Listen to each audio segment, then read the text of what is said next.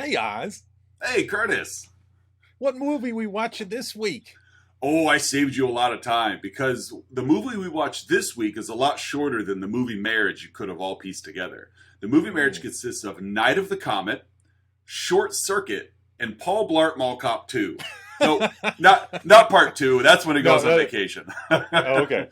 So, no, this week we're watching Chopping Mall.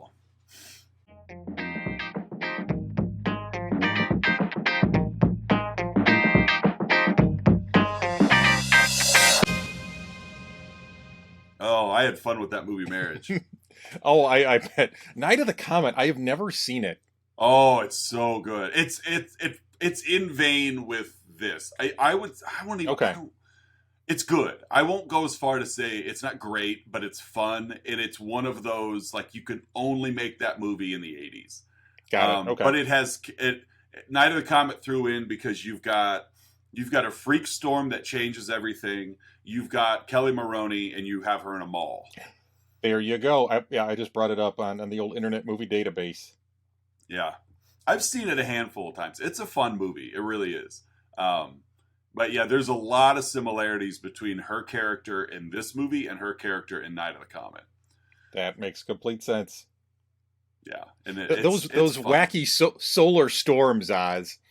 They do so much. Yep. Yeah. But that's more of a zombie-esque kind of movie. But they don't really turn them into like Romero type zombies. They're still, they can articulate, but they're just more like solar zombie. I don't know. It's a fun movie. A couple of Valley girls and sure. I kind of hear some echoes of Return of the Living Dead as well. Mm-hmm. A little bit, yeah. So, yeah, I figure Short Circuit was an easy one. I threw Paul Blart in there. I kind of forgot about Paul Blart. I don't know why. Movies like that should have staying power. But I mean, the immaculate works of Kevin James, thespian Kevin James. I originally I was back and forth between I had Night of the Comet and Short Circuit were for sure, but I was torn on whether I wanted Terminator or RoboCop. Yeah, I was wondering if RoboCop was going to make an appearance. But then I'm like, no, I'll go Paul Blart Mall Cop. Even better. Yeah, so. Perfect. I love the punchline. You nailed the punchline there. Welcome back, listeners and viewers, to another week of Let's Talk About Flicks, the podcast where we take a monthly theme. New theme this week. New theme! And we satisfy the theme gods. I'm one of your hosts, Oz. And I am the other host, Curtis. And before we get rolling out into this AFI recognized film, I definitely want to give a shout out to our Patreon subscribers, Don S, Melissa L, Aaron A, and Mandy K. Thank you again for your patronage. Hey! Excuse me. All right, so new theme this month as we are uncovering a treasure trove of our guiltiest pleasures. Oh, I have been so looking forward to this month, my friend. Yes, I am also looking forward to this month. And so it was my week to kick off the new theme. And I am not only, I was so excited to watch this the other night. Borderline giddy. Because that's what guilty pleasures do to you. Yeah. Like it's not something you visit very often, but when you do, you just feel so satisfied. And Chopping Mall does that to me. And extra enhancement because I knew that I was introducing you to this film. Yes. Yep. It was I am a first-time Chopping Mall viewer. Yeah, and it's something. It was fun. And it's something you know as well as I do that I take a lot of pride in introducing you to new movies. Yes, you do.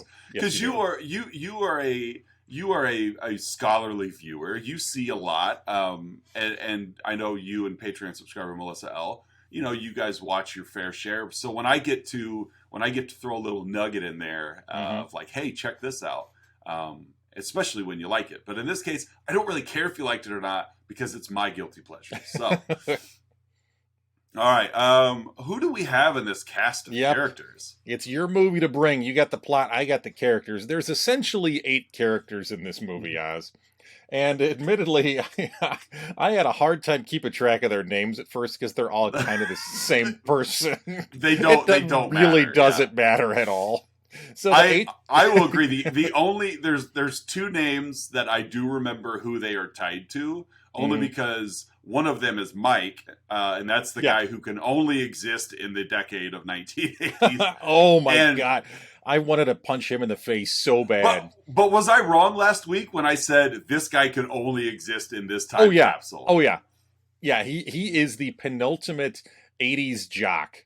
Yeah, the gum chewing, the grin, the thin Oh. tie, the hair, like The giant chin.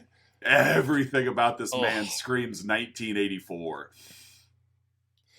So we've got our 8 main characters. We have, as you mentioned, Kelly Maroney playing playing Allison, and then she is set up on a date with Tony O'Dell's Ferdy character.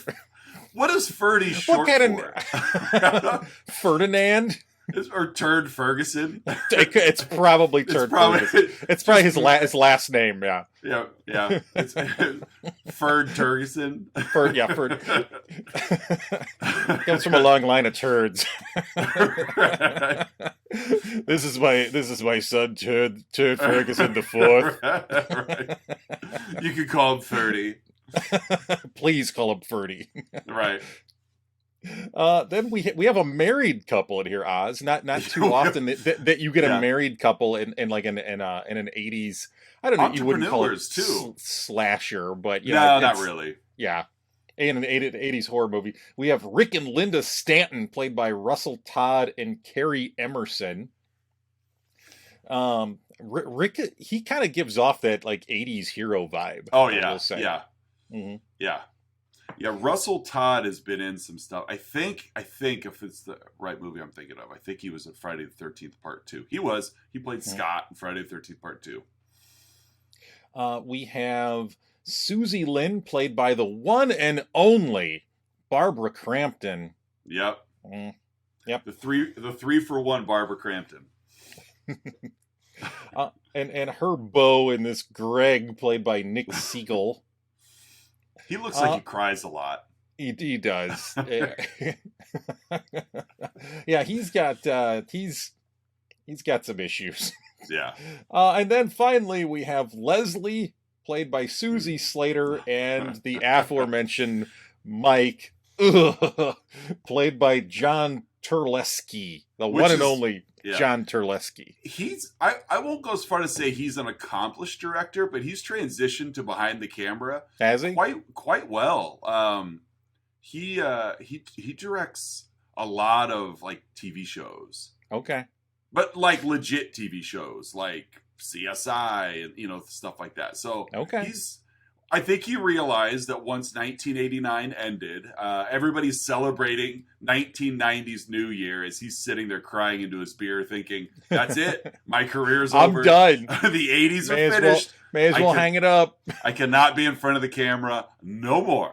And instead, someone offered him a job behind the camera, and he took it and ran with it. So good for you, John Terlesky. Well, he had to go into like doing shows that had these kind of formulas to them. Oh, because I mean, he could set his watch to that gum chewing in this movie. Just FYI, that's going to come back later on. Oh, it doesn't surprise me. If you don't claim that one is definitely no. I won't. That one's all yours.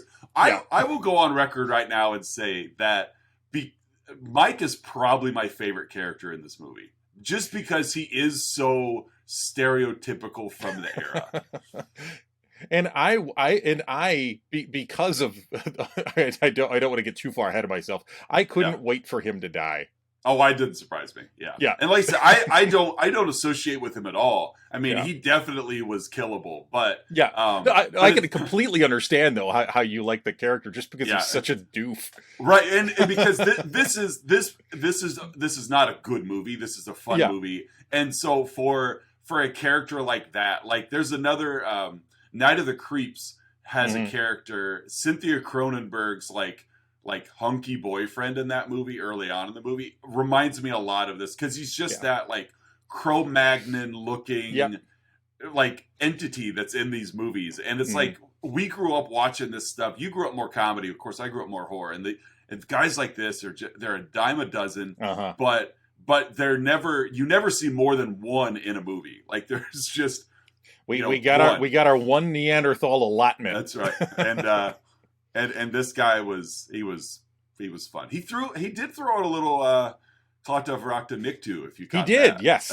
Yeah, I was a little surprised to hear the scholarly Mike Brennan Yeah, character. yeah. We I'm got pretty sure. yeah. I'm pretty sure Sam Raimi stole that from, because that clearly was never in a movie before. No. Klaatu Varata Niktu never ever showed up. Klaatu Varatu necktie.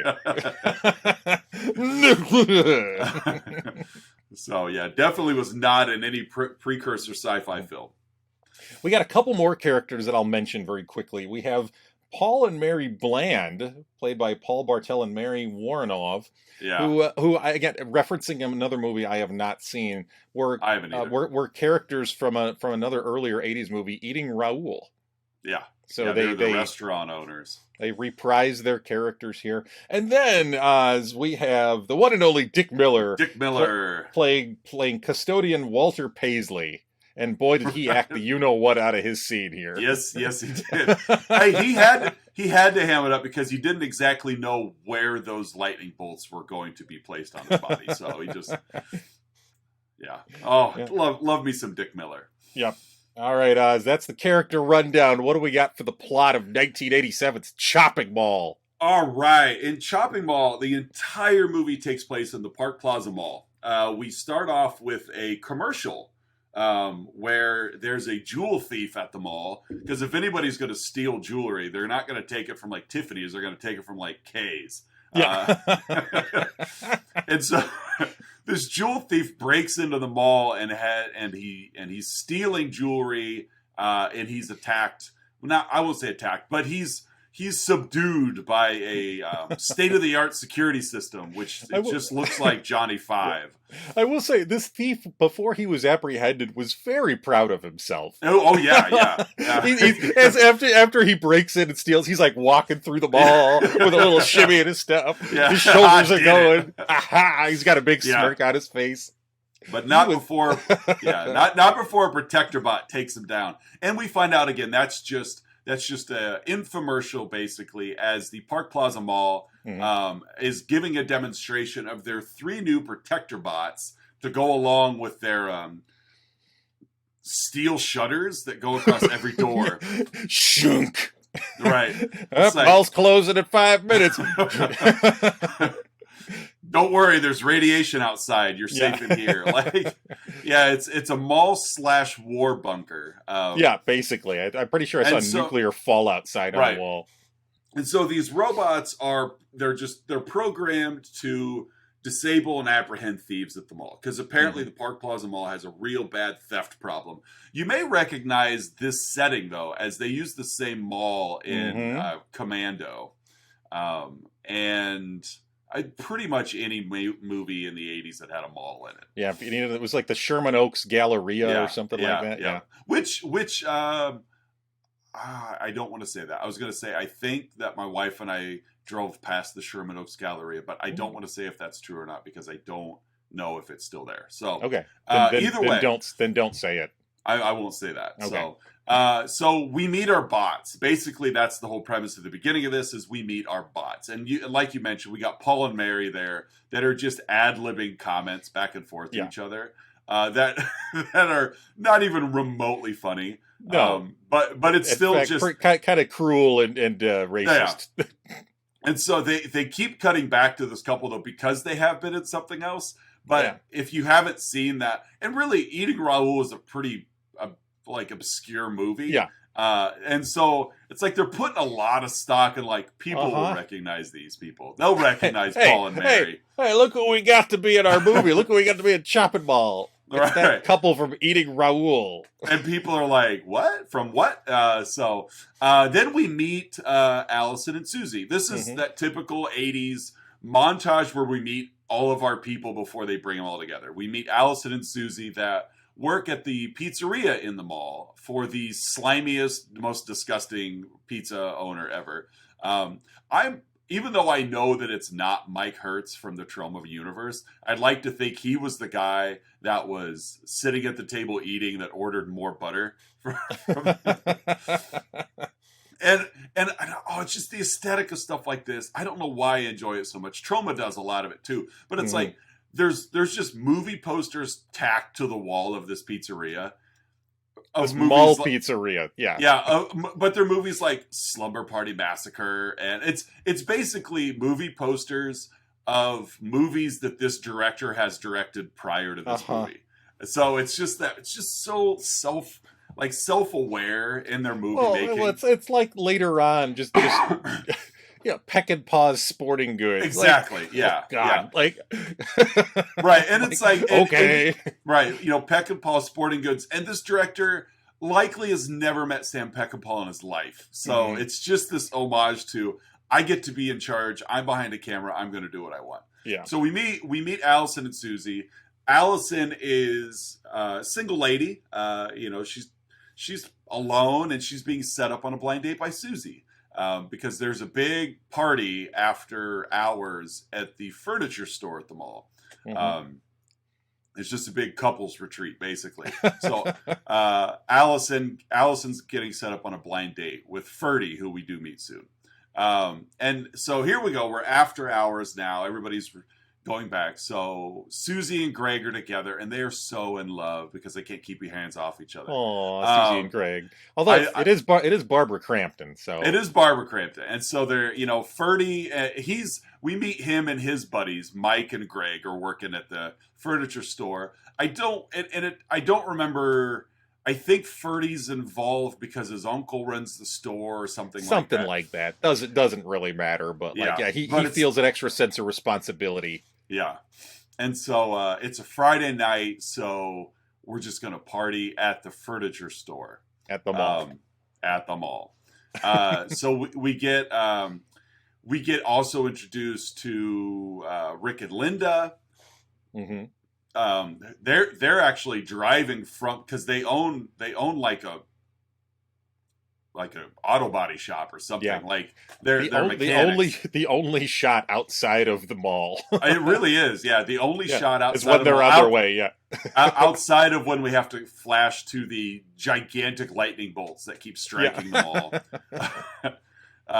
So Rick and Linda are on the way. The car breaks down. We get a fun little scene where Rick's trying to fix the truck and it won't work, so Linda fixes it. These two they're married, who knows how long, because they're supposedly not very old, but they're married. You get the illusion though that like you guys probably have a place to live, so why are you going to the mall? To hang out with your invite your friends over. Yeah, just have them come over to your place. Now let's go break into the mall. Right. We'll stay after hours because on the first night of the high-tech robot security detail. And then we meet Mike and Leslie. Leslie works at her dad's clothing store. Mike, of course, works at the Hop-In furniture store. Mm-hmm. And Mike's another one that, being a Neanderthal, I'm surprised he didn't like club her over the head and drag her out of the store by her hair. But again, kudos to this guy. Like, Violet Beauregard works really hard in Willy Wonka to set the record for longest times chewing one piece of gum. I think Mike's got her beat. He's got to have some kind of jaw on him. Well, you saw that jaw. Yeah. It's drew a blank on who's the guy that used to coach the Red Sox and coaches the Cleveland Indians now. Terry Francona. Thank you.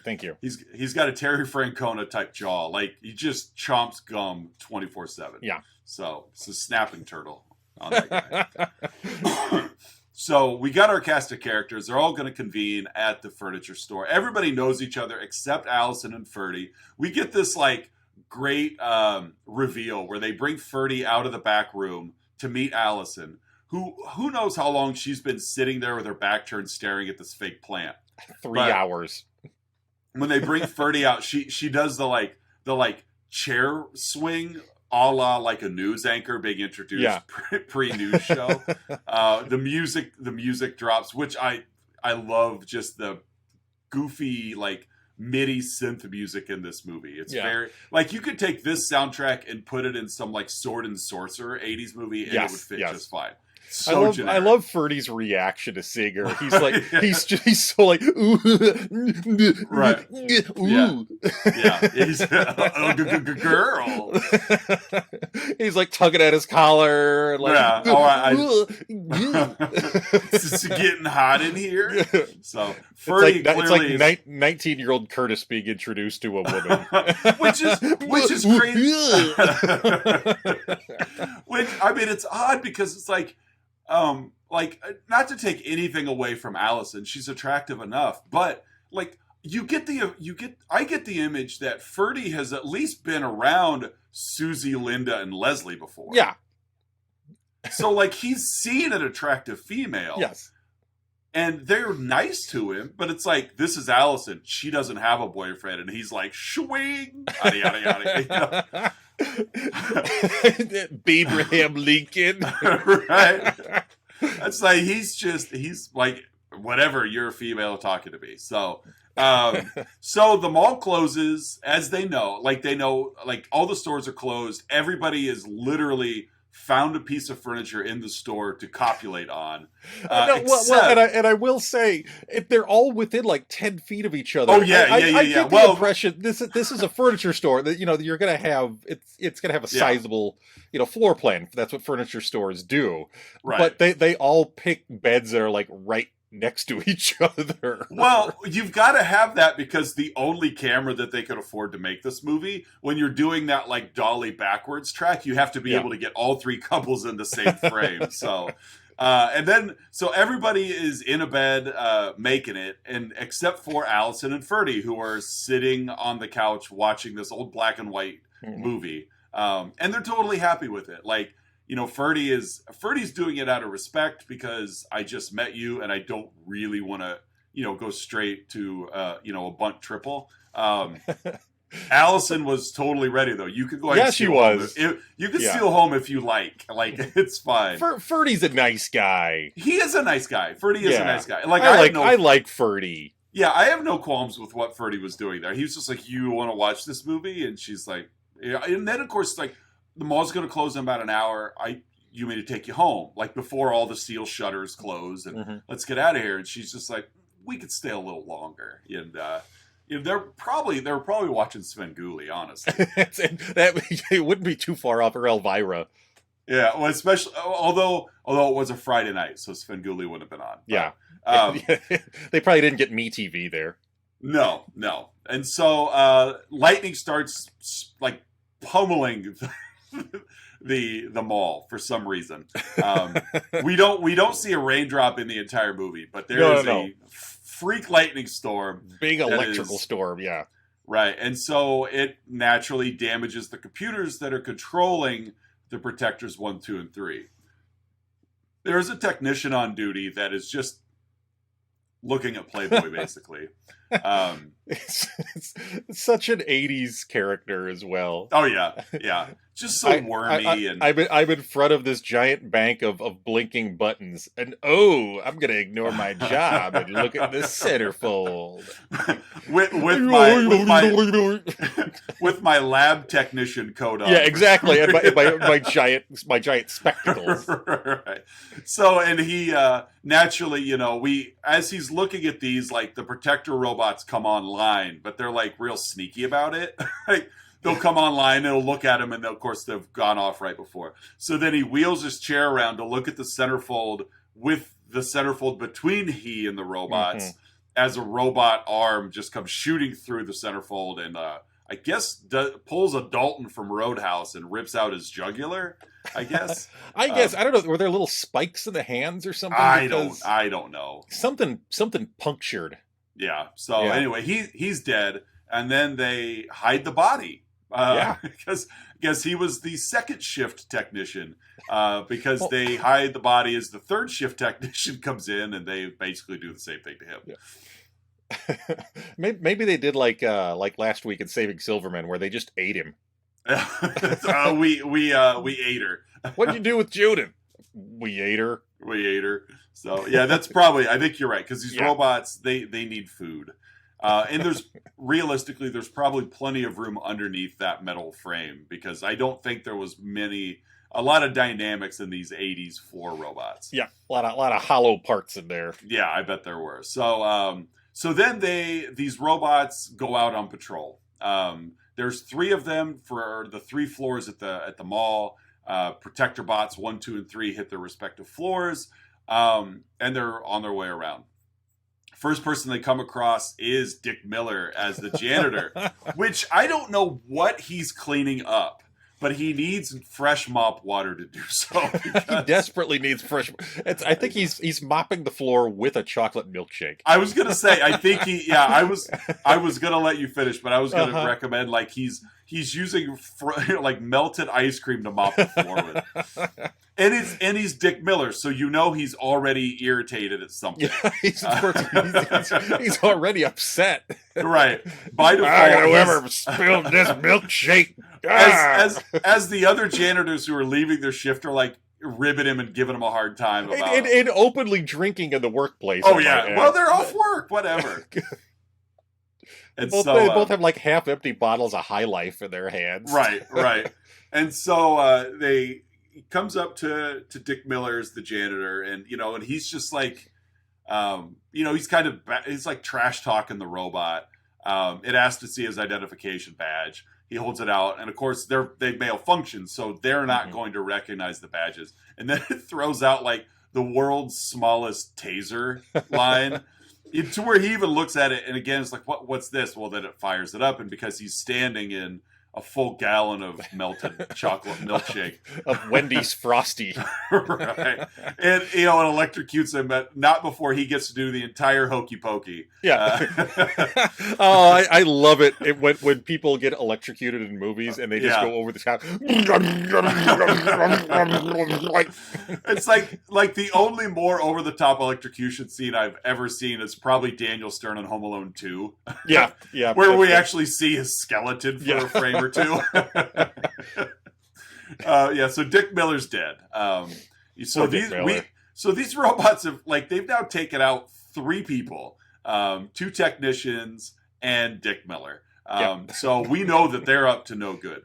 Meanwhile, in the furniture store, we've still got our trio because Allison and Ferdy have at least, I think they've kissed at this point. Yes.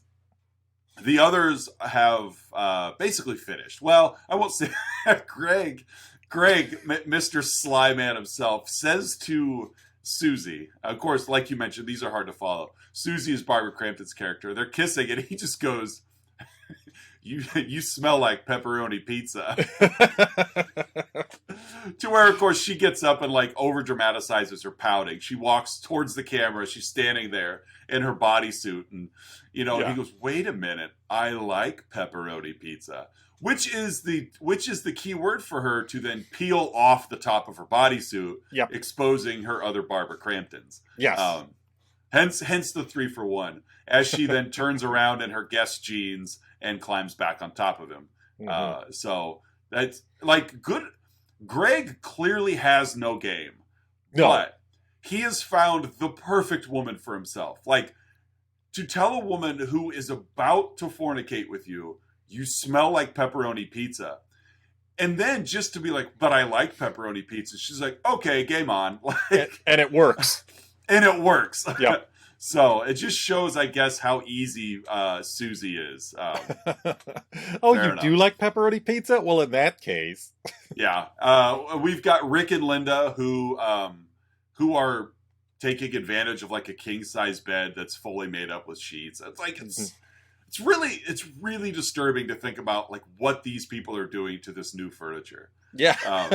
And I have a feeling they're not going to clean it or anything. And they'll just be there on the sales floor the next day. And then we've got the worst couple of the group, Mike and Leslie. Mm-hmm. Mike is more than willing to make it to whatever base Leslie will let him to. Matter of fact, she stops him from doing one act. And then he says, but last week it was fine. So she's like, I want a cigarette. And of course he's health conscious. Those are bad for you. So she's like, but I want a cigarette. And then of course sits up and reveals her goods. Because this is an 80s horror film. It's an 80s horror movie. Yeah. And so you know, hers were on full display, and my wife she kind of laughed and made some comments like, you know, there's no definition to those. They just they're she's like they're there, and then she made a comment. You know, she's like, it's like everything just smooth, and I'm like, well, that's that okay. It was the 80s. It was the 80s. So. I don't know what that means, but I mean, it was. So the 80s. Mike continues chewing his gum as he gets dressed because he's going to go get her a pack of cigarettes because naturally there's a cigarette machine down the hall. Again, it is the 80s. It is the 80s, which makes me think I didn't put it in my 3-2-1s, but there was something that Mike was prepared to do under the sheets, and she stopped him. Yet he was still chewing his gum.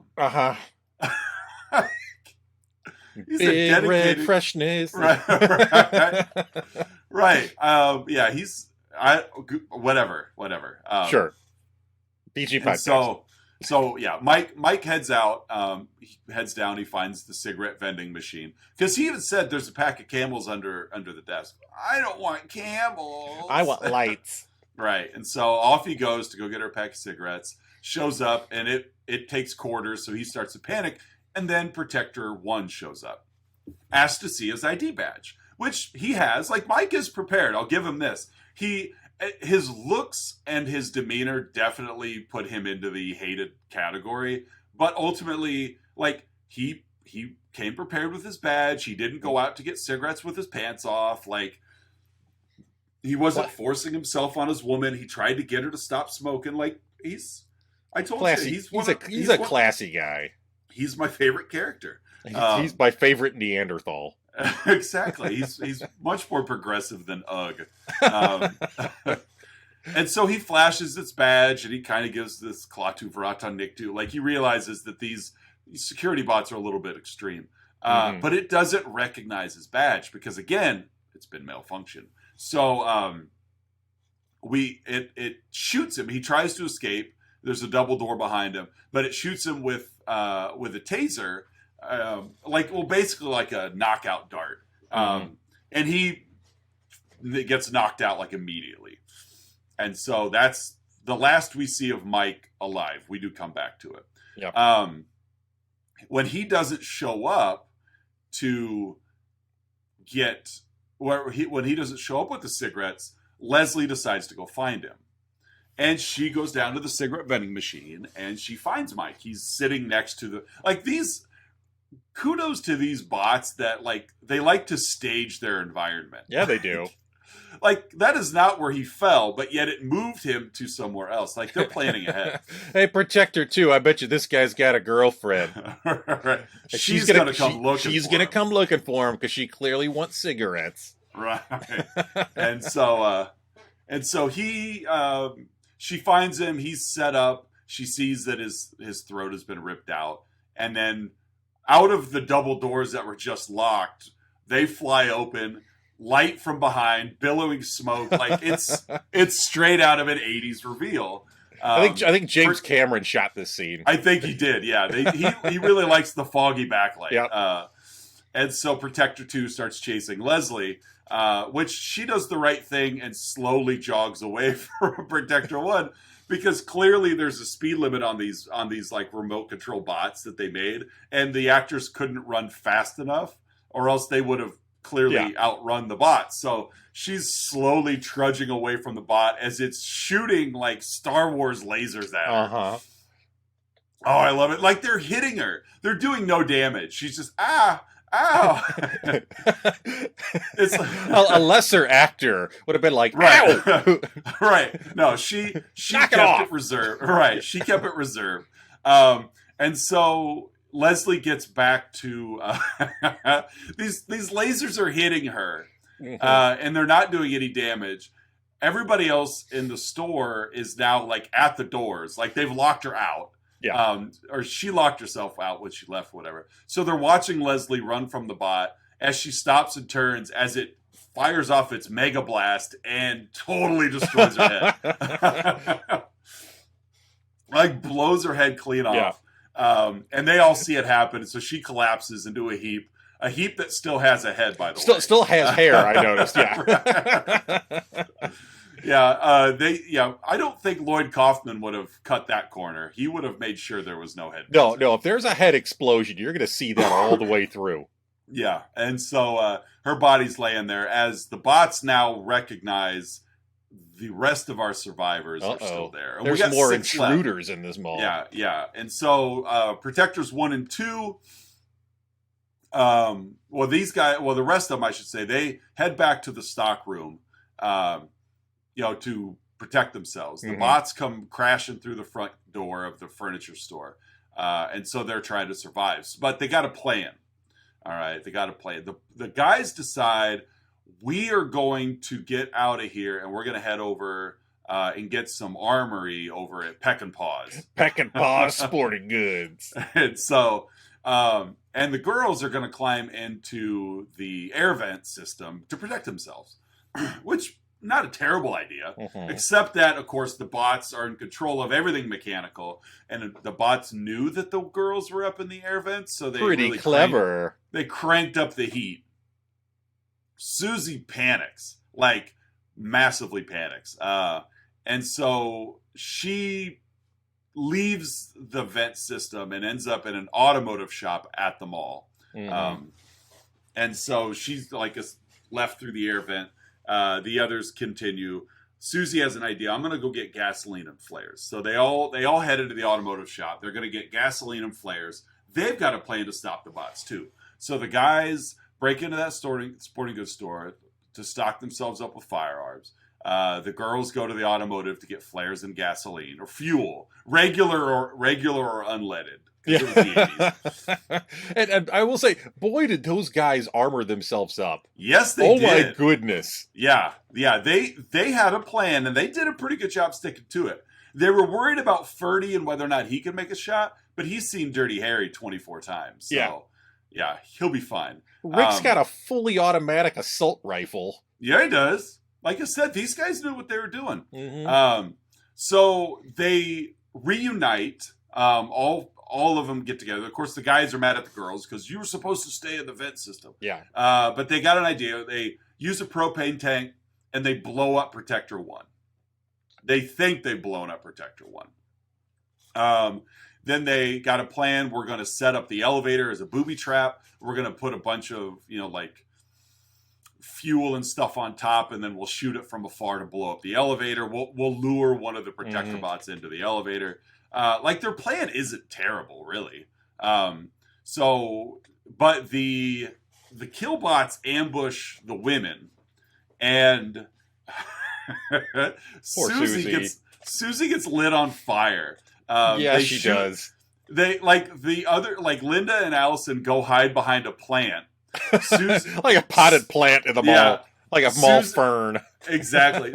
Susie hits the deck, and the bot, she has plenty of time to get up and run, but of course she doesn't. She slowly tries to crawl away as the bot they blow up the gasoline can next to her and burns her alive. As the girls are just like, ooh. Oh. Ooh, like that's gotta sting. They kind of wince like when you see somebody catch their funny bone off a table or something. Ooh. Like, ooh. That's how they reacted when their best friend got burnt alive. Ooh, glad that wasn't me. Oh. Greg shows up. Of course, Greg is very upset because his pepperoni smelling girlfriend just burnt a lot. Matter of fact, he should have been happy because if she smelled like pepperoni and now she's on fire, I bet that place smelled beautiful. It smells lovely. I don't like burnt pizza. Right.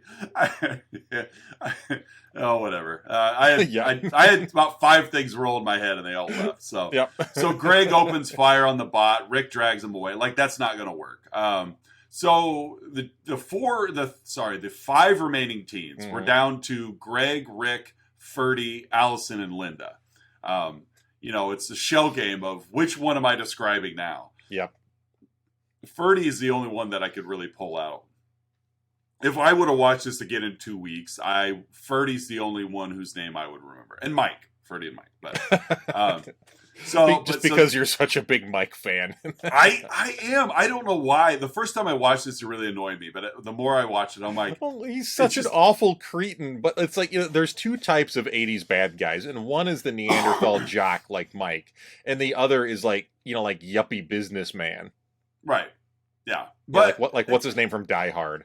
Exactly. Oh, Ellis. Yeah. Ellis from Die Hard. Yeah. Ellis from Die Hard. But I look at Mike though, and it's like Mike is friends with Ferdy. And guys like that don't have friends like Ferdy. Like, I don't know. I think he's got a heart to him, Mike does. So you're saying I should give Mike more credit. You should give Mike more credit. I'll give him another chance. As long as he spits out that gum. That's true. Yeah, there's enough not to like about him. But so the teenagers get back together. The rest of them get back together. And they finish their plan on booby trapping the elevator. And they trap... They trap Protector 2 on the elevator. And again, it's Rick. Rick climbs up and jumps off the elevator, a la, like we saw Schwarzenegger do it already, so we're not that impressed, Rick. As everybody from like the third floor is shooting down at the elevator and everybody's missing until Allison takes the gun and with one shot gets it. And her excuse is, my dad's a Marine. Like, she's a lot more capable than she let on. Yes, she is. So then they go hide in the pizzeria. And this is where Greg really starts laying into the girls about leaving the air ducts because they feel like if you didn't do that, Susie would still be alive. Ferdy, being the nice guy, tries to like settle things down. Like Greg pulls a gun on Ferdy. Oh, gee whiz, guys. Come on. Right. We're all friends. Rick finally gets things calmed down. And Ferdy has an idea. Hey, let's head to the control room to shut down all the bots from the main control center. And they're like, that's a great idea. So they head up that way, which means they're only going up into the mall. They get to the third floor. They get surprised by another bot, Protector 3, I'm guessing, who grabs Greg and throws him over the railing. Yeah, so he does. So he could fall all 3 stories of this mall. And so Greg's out of the picture now. Greg had run ahead of him because he was so like amped up. Oh yeah. Greg, slow down, wait. And then botted. So yep. I do like. I like how nobody's allowed to survive very long without their significant other. Yeah. Like Mike's killed off, Linda's next. Then Susie dies. Off goes Greg. So it's like everybody that's left is part of a couple. So it gives the term ride or die a little more literal meaning. Right. Which is which if that's the logic, gives a lot of hope to Allison and Ferdy considering they're not really a couple yet. So foreshadowing. So we got the 4 remaining members, Allison, Ferdy, Rick, and Linda. And they find that Protector 1 did not succumb to the explosion he was part of. So Allison's got a plan of, if these bots want some target practice, let's give them some target practice. Cut to the other 3 turning in sync to look at the mannequins behind them. Like they all, like there was no indicator that Allison was looking at the mannequins, but they all 3 just turned at the same time and and turn. So they set up. We got Protectors 1 and 3 remaining. They set up all these mannequins and then hang out with the mannequins. Like this plan really wasn't the strongest. No. It made sense to let's give them something to shoot at, but they don't stand there with the mannequin. Right, yeah. Let's give them some target practice. I'll just stand directly next to the target. And so they one of the bots ends up getting a reflected laser and blinds itself. Because department store mirrors can reflect laser shots. They can. Impenetrable. But the blind Protector starts going crazy and it kills Linda, which Rick then, of course, gets irritated. So he finds the golf cart on the 3rd floor and runs into Protector 3. But then a bolt of electricity gets him Mhm. as he does successfully kill. He does, but he had to destroys the body. sacrifice himself. So Linda and Rick are now gone. So we're left to Allison, Ferdy, and Protector 1. Mm-hmm. And so Protector 1 gets Allison cornered, but Ferdy rescues... Yeah, I'm trying to remember how this all played out. Ferdy, he rescues Allison by shooting the bot, which damages the laser, Mm-hmm. but then he falls unconscious. Well, he throws a fire extinguisher at it. No, yeah, and right. It bounces off, and then the thing picks it up and chucks it at him. Oh, that's right. Yeah. So yeah, he two-hand throws it. Yeah, that was kind of fun. It's like playing dodgeball with a fire extinguisher. Yeah. So Allison, so we assume Ferdy's out of the picture now because we see blood coming from his head. Mm-hmm. And he's not moving, folks. No. Allison makes her way into the flammable paint store. Well, first I will say she went to the pet store. Oh, that's right. Yeah, and the only thing that was running through my head was Pee-wee's Big Adventure. She's rescuing the snakes last. Robots aren't going to get these snakes. No.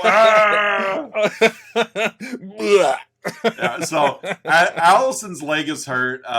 She like you said, she goes to the pet store. She like hides out, like puts herself over the railing. And she does. She must have some strong forearms. She does. But she does find her way to the paint store, mm-hmm. where she's going to mix some paint, some chemicals, and she still has the flare. So her plan is, if I can get the bot into the paint store, then I can catch the paint on fire, and it does work. The bot goes into the paint store. It can't get its traction with its tank treads. One thing that we haven't mentioned is anytime a bot kills somebody, it says, "Thank you, have a nice day." And so as I love how they have a catchphrase. Yeah. So as the bot is spinning its tank treads on the paint thinner at the store, she fires up the flare, yells out a "Thank you, have a nice day." Chucks the flare in and just explodes this paint store. Like, extremely flammable. This was not eggshell or water-based paint, folks. This was straight petroleum-based paint at the mall. So Dutch boys known for being very flammable. Exactly. So she blows up the bot. Like I said, it's now day. They've survived the night. She looks up, and like Ferdy is like even further up the mall now, and he yells, "Allison!" He's holding like a paper towel roll like over his head, and like pulls it back. Like, "What do you do?" As it's like drenched in blood. Like, you should probably go to the hospital right now. I'm sure there's a hospital at the mall. You should. They got everything else. So they survive. They made it through the night. They're happy despite the fact that 6 of their friends are dead. Yep. And the mall is not ready to be opened. Like, they have destroyed so much that anybody that shows up to open is not going to be able to open. That reminds me, back in the day, I used to, this will surprise a lot of our listeners, I used to work at a Build-A-Bear workshop. And I will say, bar none, best part-time job I ever had. Oh, I remember you. Yeah, you loved it. Loved working at it. Honestly, and I think it did a lot for you as well. Like, because there was a pre-Build-A-Bear Curtis that was maybe not the most outgoing guy, and then you hit Build-A-Bear, and from there you're like, this is great. Like, you loved that job. I did, and in its own weird way, that's, as you kind of implied, that started a domino effect that ended up with me being a school counselor. Right? Yeah. But I bring that up because what you said about like the malls not being ready to be open, mall walkers, those people are insane. Oh. I was on multiple occasions elbowed out of the way because I was in mall walkers' paths. So I can only imagine how angry these mall walkers would have been showing up, an hour before the mall opens. Yeah, they would have been worse than the bots. Like, yes, they would have. that ruthless, selfish. Yeah.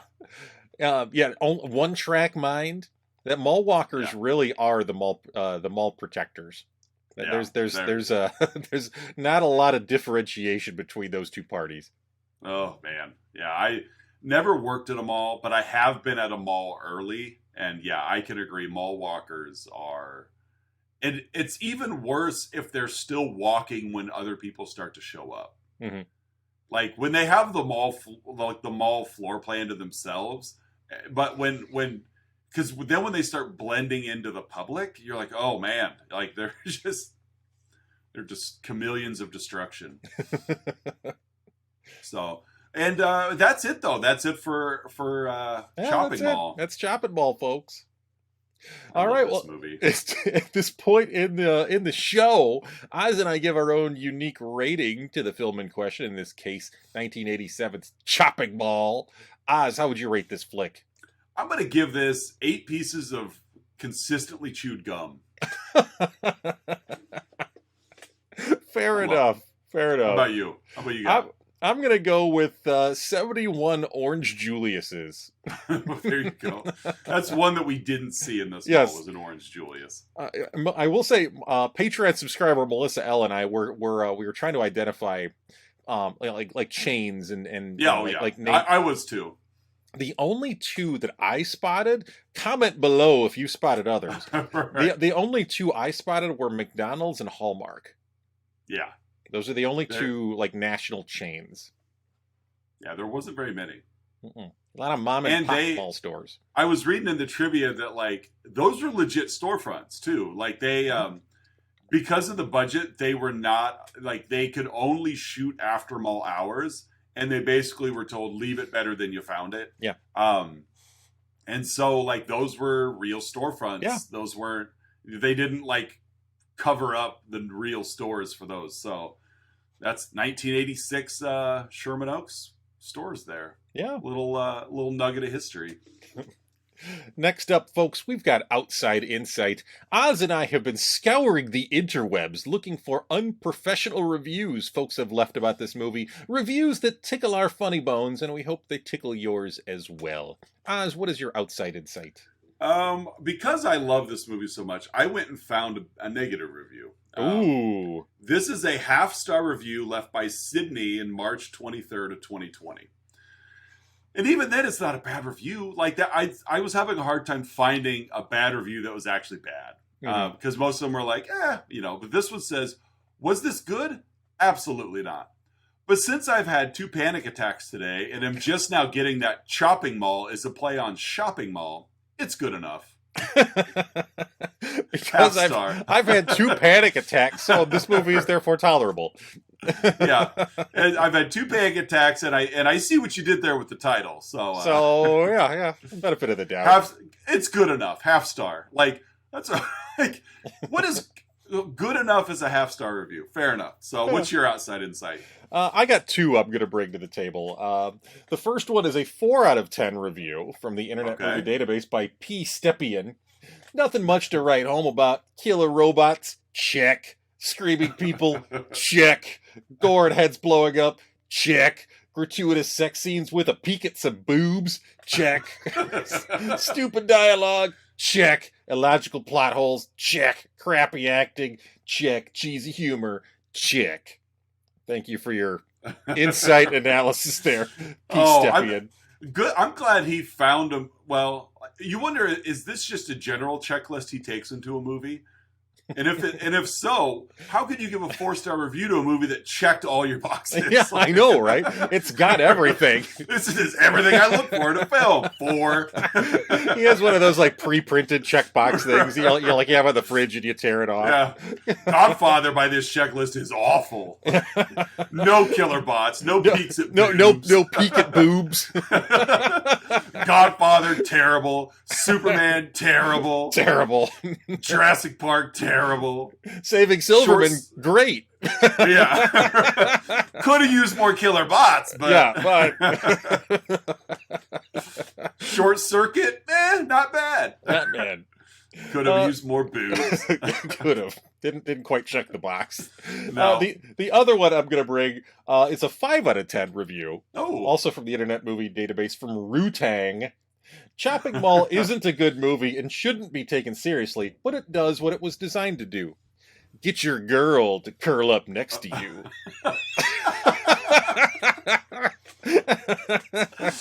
Mission accomplished. Thank you, Chopping Mall. I've never felt more like 30 in my life. Hey, baby, you want to watch some Chopping Mall? What's your plan for you to curl up next to me? Ooh. Oh, this is a movie that will help that become true. Oh, boy. My entire intimate life is based around watching Chopping Mall. Hey, don't knock that. I mean, That's not funny. It worked for Mike.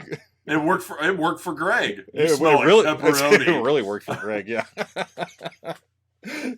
Oh, and folks, that brings us to our signature segment, the 3-2-1, in which Oz and I each share 3 goods, 2 bads, and 1 about the movie in question, in this case, 1986's Chopping Mall. Oz, what are your 3 goods? Oh, my first good is the music. Oh, it's so generic and cheesy. It is. Oh, it's great music.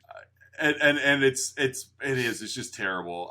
But I love it because it fits the aesthetic of the movie. Mm-hmm. So my first is the music. My second is the furniture store party / blind date reveal. Not the whole thing. The chair turn. The chair turn. I even said to my wife, I'm like, I wonder how long she was facing away from the camera before they brought Ferdy out. I just picture that conversation. All right, Allison, you sit here and turn around. We'll bring Ferdy out. Like we really want this to be as blind of a date as possible. Yeah. We don't want you two to see each other until we say it's time.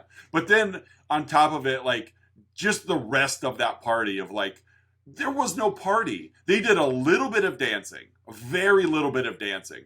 And all in a row, because again, the camera has to get everybody in one shot. And then it's cut to everybody under the covers, which is funny because is there anything more paramount and more testament to a married relationship that the couple that made it the least in was the couple that's married. Everybody else. Go ahead. I'd say it'd be funny if, like, you know, you got Mike and was it Leslie, and then you pan over to Greg and Susie, and then you pan over to was it Rick and Linda, and they're both just like in bed, like reading magazines or like exactly. like playing Tetris on their phones. Right. They're talking and not talking. Like. Yeah. Linda has a CPAP on. Yeah, and Rick just lifts his leg because we're married. We can do that. He has a dental mouth guard in. Yeah, he's like picking at something. Does this look infected? Meanwhile, Mike and Greg are over there just jackhammering away. Yeah, there's nothing like everybody else gets boobage going, and Linda's like, I have on my satin undergarments. What do you think, Rick? And he's like, whatever. Let's watch Chopping Mall so you can snuggle up next to me. As he takes his earbuds out. Sorry, I was really really engrossed in this podcast. Exactly. What'd you say, hon? What'd you say? Right. Of the 3 couples, the ones that should have been, because they're married, they're the ones committed to each other. They're the ones that got the least reveal. So, but that furniture store party was my second good, and my third good is, and I mentioned it earlier, Leslie's slow jog away from the bots so that they can keep up to her before she gets scanned. Like, it's just a head explosion. Yes. I still think that's not going to be the last head explosion you see out of my guilty pleasure month. Yeah, I will say I'm going to tack onto your good because the head explosion was going to be one of my possible goods. I love how in the end credits, when they're showing, they're showing little bits from the film, with the actors' names, and when they get to that actress, her head explodes. I thought that was really clever. It's like, it was. That was funny. That reminds me not of the head explosion, but there's the sequel to The Howling, Howling 2. There's the tagline to it is there's 2 of them. There's Howling 2. My sister is a werewolf. but there's another one, another tagline to the same movie called "Howling to Sturba the she B word." But the end credits of that movie, there's a scene in that movie where the actress playing Sturba, who's like the werewolf queen, it doesn't matter. She does this whole like rips her top open to reveal her goods. Okay. But they splice that into the end credits like 87 times. Like I mean, it is just like it goes from funny to uncomfortable to back to being funny again because they just never stop. Just that one quick flash in her boobs, like constantly. Christopher Lee's in that movie too, by the way. Oh, Christopher Lee. Howling 2. My sister is a werewolf. Saruman himself. Yeah. But no, it's just like that same of like, we've got this little in joke from the movie that we're going to revisit in the end credits. And yeah, I did like that where everybody like Kelly Maroney gets her chair turn and then it's like, yeah, Leslie's actress is just head explosion. Yeah. That's what she's down those for. Those are my 3 goods. What are yours? Those are excellent goods, my friend. My 3 goods, let me see. I'm gonna go with Ferdy nervously preparing for his date. We were kind of joking before, as you know, like when he first saw Allison, he was kind of like neebishly like, ooh, girl. But even before that, he's prepping for the date, and he's like collar up or collar down, like hair this way or hair that way. Right. Oh yeah, he's just going way overboard with it. It's great. So, I love Ferdy because I think Ferdy and I have a lot in common, and I can identify with Ferdy. Let's see. I'm going to go with good number 2. Right at the end of the opening sequence, the sales guy for the protector bot says, "Trust me, absolutely nothing can go wrong." Yeah. I love a movie's absolute line. Like, nothing can go wrong. Nothing can go wrong. I promise I will never die.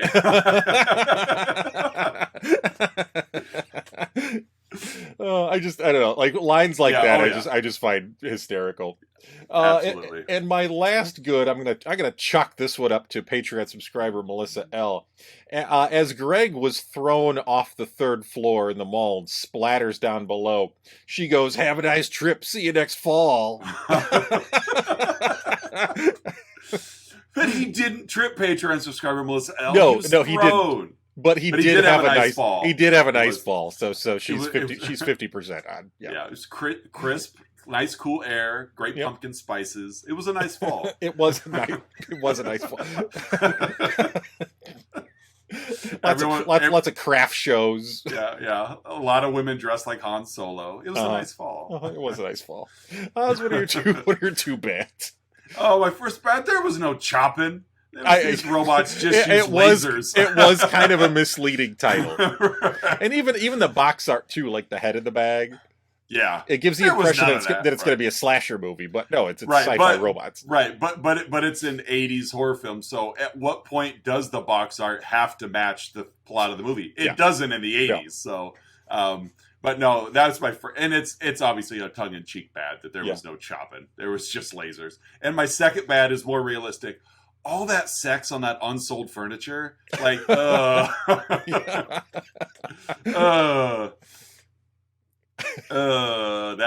my second bad. Like, that's just uncomfortable. Yeah, in more ways than one. Yeah. Imagine buying that furniture. And that's just it. It's like, do you buy it? Because in furniture stores, I don't know, is everything pretty much the floor model? It can be, depending. Right. I don't envision, like, as large of a floor plan as the furniture store has, that your warehouse houses multiple copies of all of the same. Like, but still, there was a couch and a couple of beds and pretty gross. Yeah. Well, although I would know which couch to avoid. I would avoid the couch that smells like pepperoni pizza. Maybe that's in somebody's pro column. Ooh, this couch smells like pepperoni pizza. And ew, it smells like ew.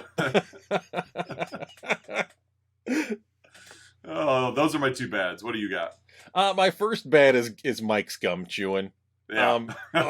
I know that it lends to his character, but like, arguably my biggest dumb pet peeve is people smacking gum. Mhm. And so every time he was on camera, I'm like cringing and like jumping at his gum chewing. My wife was the same way. She goes, I can't even put in place exactly what it is about the gum chewing. The way he holds his jaw, the way that when he stops chewing, it's always just sticking out of his teeth a little. Like, she's like, she's in the same boat. She couldn't stand it either. And my second bad is also Mike's gum chewing. Stop it, Mike. You're driving me insane. I want to enjoy your character, but I can't because you are smacking your gum. And I wanted him to die just so I didn't have to hear his gum smack. So this is episode 70, and it's our first like double bad. And it's Mike's gum chewing. That's how much I hated his gum chewing. It added to the. I mean, again, he's supposed to be kind of a character. They're like, whatever, Neanderthal. Yeah. But it picked at a personal pet peeve of mine. So Gotcha. not only did it like, Mike's a bad guy. Check one. Check two. It's a Curtis pet peeve. So. I think if that's the case, I could have put Susie in as my double bads because I really don't like girls that smell like pepperoni pizza. So double bad for me. Although it is Barbara Crampton, so maybe just 1.5 bads. Yeah, I say it is Barbara Crampton. If I told you it would be the version of Barbara Crampton you enjoyed. Yeah, which again is a safe bet because it's Barbara Crampton. It's Barbara Crampton. We could have watched Reanimator and it would have been the same. Yeah, if the worst thing about Barbara Crampton is that she smells like pepperoni pizza, sign me up. Yeah, exactly. Oh, that'd be tough, though. Ooh. Well, those it depends where the pizza's from as well. And if this is like Domino's, like, ugh. Yeah. If it's good like Lou Malnati's pizza, then maybe. Yeah. As long as it's not Marco's, where the pepperoni curls up on itself, that grosses me out. Oh, and it so grosses me out. And there's just a pool of grease in each pepperoni. I know. This little pod of pepperoni grease. Yeah. Ugh. It grosses me out. I seriously, I'll look away from those commercials. Like, try. I don't know. Do you guys have Marco's pizzas up there? We don't have, but okay. I am familiar with Marco's pizzas. But the commercials are like, try Marco, and I'm like, no, those pizzas look. No, my food should not look curly. It's not good unless it's a fry. I don't want curly and unless the word curly is in the name of the food. Right, then I'm fine with it. But no, I don't want curled up pepperoni. All right. So those are my two bads, despite the fact that they were the same thing. That's okay. So Oz, what's your for Chopping Mall? My for Chopping Mall is a little, again, it's not necessarily film specific, but is there another movie that can only exist in the 80s more than this one?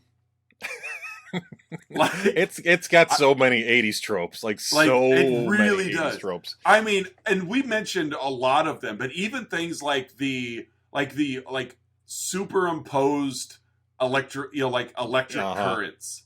You know, like, because they did that in Big Trouble in Little China too, but it's like, we'll add it in post. Like, just so much. You've got Dick Miller. You've got I was just going to say, you better mention Dick Miller. He's arguably the most 80s thing about the movies. Yeah. You've got a shopping mall. You've got Barbara Crampton. You've got, like, superimposed. You've got a bad score. You've got killer robots that don't look like they're scary. You got 80s nerds. Yeah. It's like everything about this movie is... it just screams low budget 80s, and I love it. It fits my guilty pleasure for a very specific reason, and a lot of it is because I love this movie. What's your My is, at this point there's 5 survivors left, and they're holed up in the restaurant, kind of collecting themselves and planning. That's, Greg's starting to kind of go off the deep end, and Linda gets a calculator out. Oh, and yeah. She calculates how much money they're going to owe the mall in expenses. Right.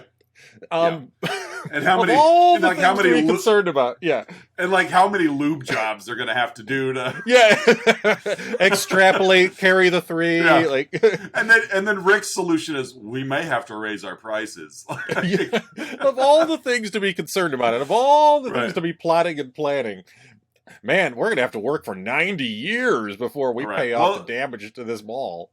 they're a married couple. Like they worry about paying bills They and. do. Yeah, it's a lot of stressful experiences. Oh yeah, that's a good because that scene is comical too. Like we're here fighting for our lives, but first let me calculate how much I think we're going to owe them all, because clearly she knows what mall expenses cost. So Yeah. Oh, I mean, tip of the cap to Linda for knowing those things and being aware. oh yeah. Well, she is a business owner. You got to be. She is. She owns a small business. You gotta be a jack of all trades. That's true. So she's on top of it all. Good one. Good, huh? So, did you like this movie? I did like this movie. This was fun. Thank I'm you. glad it was only an hour and 17 minutes. Oh yeah. If it was did any not longer, overstay its welcome. if it was any longer, it would have been, would have outstayed its welcome. But this was a fun, tight little 80s romp. Yeah. It knew exactly what it was trying to do, and it did it, and like it was actually decently successful at the box office. Like the budget was only like $800,000, and I don't think they were expecting much out of it. But I don't have the money in front of me, but I remember seeing in the credits that like it's surprised that it did better. So 600 of that 800,000 went to Dick Miller. It did. I'm sure it did. But no, I really like this movie. Short, tight, gets the job done. It does fall under the Roger Corman house of production. Yeah. I think his Julie Corman was involved. She was the producer, and she's Roger Corman's wife. So Roger Corman had his hands all over it. Yeah, I was reading the trivia that the director Jim Warnowski, who voiced all of the bots, by the way. I saw that as well. This guy's directed like 180 movies. Like any schlock, he's probably involved in somehow. But he had said he had like a lunch meeting with Roger Corman, and like in that hour, he learned more about filmmaking and budgets and things, just because Roger Corman is Roger Corman. Yeah. It's if the number one goal is to make money, then spend as little of it as you can. Yeah. Learn from the master. That's right. So, all right. What do we got for next week on your contribution to Guilty Pleasure Month? Oh, next week. And we are kind of scraping the obscure bin here, Oz. My contribution for next week is a film that I find endlessly hilarious, and that is 1993's National Lampoon's Loaded Weapon 1. A spoof of the Lethal Weapon movies, featuring Emilio Estevez and a relatively young in his career Samuel L. Jackson in the Riggs and Murtaugh roles. Oh, this movie is absolutely hysterical. And it also comes in at 80-something minutes as well. Yeah. I am also a huge fan of this movie. And I will give you credit. You were the one that introduced me to this film. I love this movie so much, and I hope you do too, the listeners. Yes, because it will be a fun week of discussion next week, because this movie is non-stop goof. Yeah, like just goofy, and like every joke hits too. Like it's yeah. Like this movie didn't get the love, I think, just because like Lethal Weapon, like it was a big series, but it wasn't like the biggest series. Yeah. And so it just didn't quite capture that. Mel Brooks wasn't involved with it, even though it was spoofs. But it lives on in my heart and in my funny bone. Yeah, I agree. I'm looking forward to catching up with it next week. It's been a while since I've seen it. Well, that wraps up another week of Let's Talk About Flicks. Social media, you know where to find us. Facebook, Instagram, Twitter. There is a link to Patreon if you want to join. Like, subscribe, do all the stuff you're supposed to do. And we will be back next week to cover National Lampoon's Loaded Weapon 1. Oh, I'm excited. This is a great month. It is. Month. Yeah, we have a fantastic month laid out for you folks. We really do. So, all right, well, thanks for joining us again, everybody. And we will be back next week as we talk about that extremely underrated comedy, National Lampoon's Loaded Weapon 1. Thanks for coming, guys.